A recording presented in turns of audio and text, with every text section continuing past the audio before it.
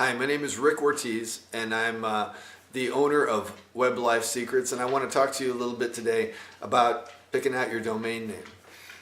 Now, first of all, let me start by pointing out the obvious that I got this big scar on my head, and funny story. That happened yesterday. I was going to a meet with a client, and as I was walking around a chain link fence, I ran into a pole that was sticking out of the top of the fence, and it hurt, and it woke me up real fast, and I felt like I got hit by a baseball bat, but I turned around, and I see that pipe hanging there, and I'm bleeding, and I go into this meeting, and everybody looked at me like I didn't even know how bad the injury was. It wasn't that bad, but it was bleeding. So anyway, went into a meeting, and the rest is history. But the important thing is I almost didn't make this recording because of this busted up head that I have here. And I think that illustrates a good point. And I think it's a good point to illustrate when we're talking about domain names. Because for me, the domain name signifies one of the most exciting parts of a project. You've been thinking about it, you've been simmering, you've been cooking this idea in your head, and it's starting to kind of come together a little bit. And you're thinking about, yeah, I could write articles, or maybe this is your own business that you have, and you're just building a website for that business. You're taking your business onto the internet, and the possibilities that suddenly awakens in your mind. It's exciting. And the problem is, if you're like me, you may not have registered that domain name yet because you think,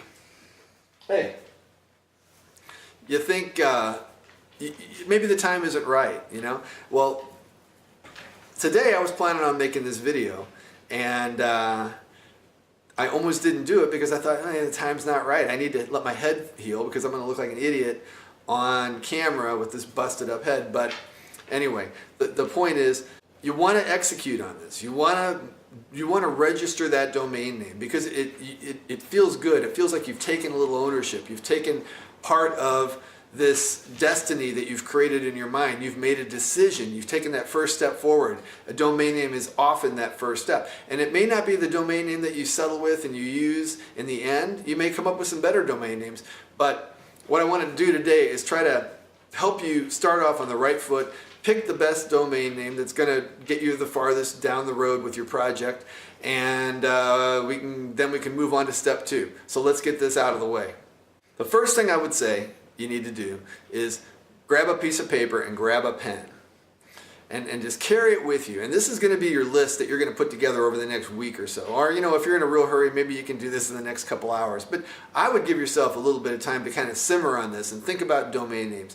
Think about how they're going to be, how you're going to be able to brand them with your website, whether that be a business, a brick and mortar business, maybe you own a coffee shop, or whether this be the idea for the blog of your passion, the thing that you're going to put out there and maybe put some advertisements on, hopefully make some money, hopefully draw some traffic, hopefully get your ideas out there and let some other people in this community come together, form your community, find your tribe.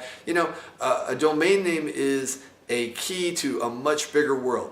So start with a list and start putting down your ideas and just write them down. And here's another thing, and this is a conspiracy theory, so warning, it's a conspiracy theory.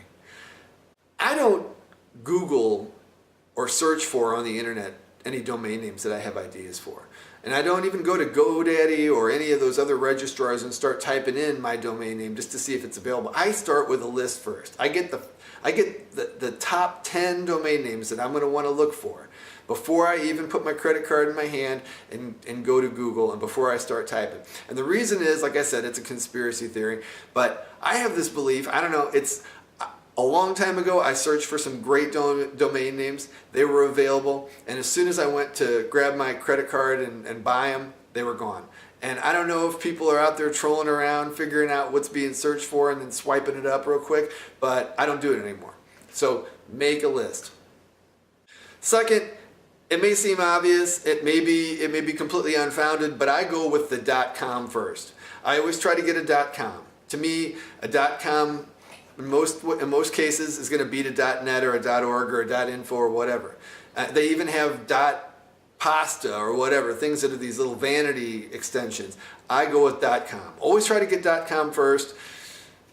If it's a mom and pop store and it's the name of their store, maybe go with a .net or something like that if it's just local. But if I'm going for big time, always go with .com first. Have I made my point? Go with .com first.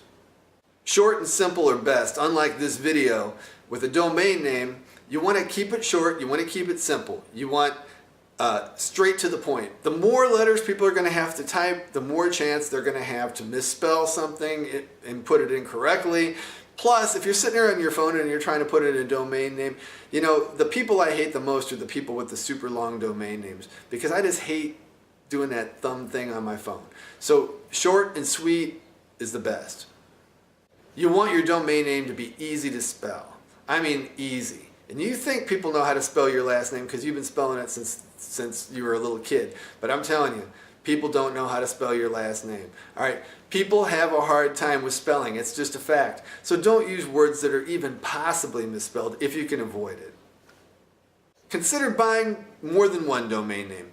So for instance, you might, let's just say that you own a coffee shop in a town called Belleville, Illinois. And the coffee shop's name is pour at, little at symbol, 322, because your address is 322 East Main Street. So your business is called pour at 322. All right, so maybe pour322.com would be a good domain name, right? You should. Why not? It's the name of your business. Buy it.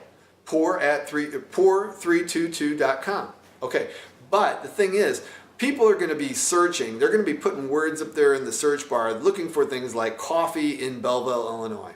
All right, and if they're looking for coffee in Belleville, then why not see if BellevilleCoffee.com is available? And it kind of sounds like you own the industry then, Belleville, you are BellevilleCoffee.com, that is you. So consider buying two domain names. You can always buy pour322.com and have it direct to the BellevilleCoffee.com. Then you got keywords in there and you got the little SEO thing going on. Some people say SEO doesn't really matter as much for a domain name. Hey, I always say, if you can put a keyword in, why not put a keyword in? If it's something that people are searching for and the keywords are in your domain name, I think that's better. So one thing you got to do is you got to remember now, and this is like something you need to think about whenever you're working on your website from here on out. Okay, your website answers a question. Okay? And it answers a question that people are putting into Google or Yahoo or Bing or whatever. They're putting in their questions. They're putting in queries. They're looking for something. Okay? That's why they're there. That's why they're searching. And you want yourself to be the answer. Okay? You want yourself to be the correct answer to their question. So that's why I say, what are the keywords that those people are going to be using? And shouldn't those keywords be integrated into your domain name or into your website or into the titles on the pages of your website? I think they should. And that's called search engine optimization, and that's a whole other thing we're not even going to get into today. But why not start from a search engine optimized perspective when you're picking your domain name? It's always best to stay away from special characters and numbers. Just do it. BellevilleCoffee.com, one word, is better than Belleville-coffee.com, because then you're going to have to tell people, go to Belleville-coffee.com. Why not just make it BellevilleCoffee.com? If you own a local business, ask yourself if it doesn't make sense to use a location word.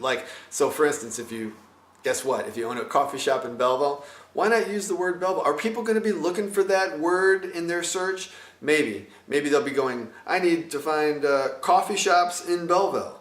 And in that case, the word Belleville pertains. So consider using those in your domain name. Now, there's a whole lot of other reasons to do things and to not do things. And you can think about how to craft the perfect domain name for the rest of your life, okay? But you want to get on with your life, all right? You want to get on with this project. So make your list.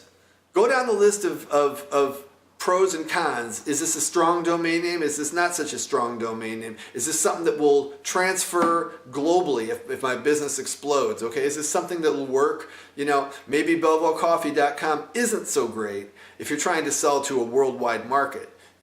Like I said, there's a whole lot of other approaches to ways to pick the best domain name, and go ahead and read them.